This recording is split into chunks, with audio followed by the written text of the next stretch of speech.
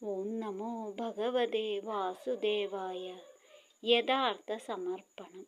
നാം ഭഗവാന് എന്ത് സമർപ്പിക്കുമ്പോഴും അത് പ്രേമത്തോടെയും വിനയത്തോടെയും ആയിരിക്കണം.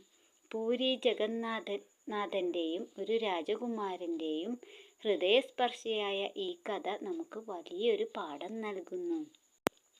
പണ്ട് ജഗന്നാഥന് ഏറെ പ്രിയപ്പെട്ട ചെമ്പകപ്പൂവിന് ക്ഷാമം വന്ന ഒരു ദിവസം ആയിരക്കണക്കിന് സ്വർണ്ണ നാണയങ്ങൾ നൽകി ഒരു രാജകുമാരൻ ഒരേ ഒരു പൂവ് വാങ്ങി ഭഗവാന് സമർപ്പിച്ചു.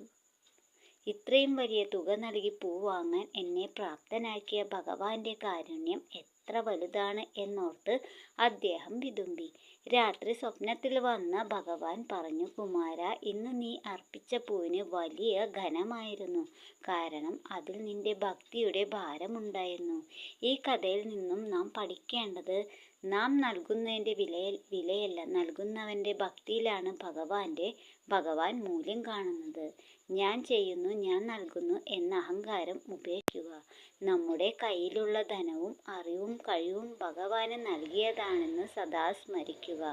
സമ്പാദ്യത്തിൻ്റെ ഒരു ഭാഗമെങ്കിലും ലോക നന്മയ്ക്കായി വിനയത്തോടെ അർപ്പിക്കുക. ഓരോ കർമ്മവും ഭഗവാനുള്ള വഴിപാടായി മാറട്ടെ.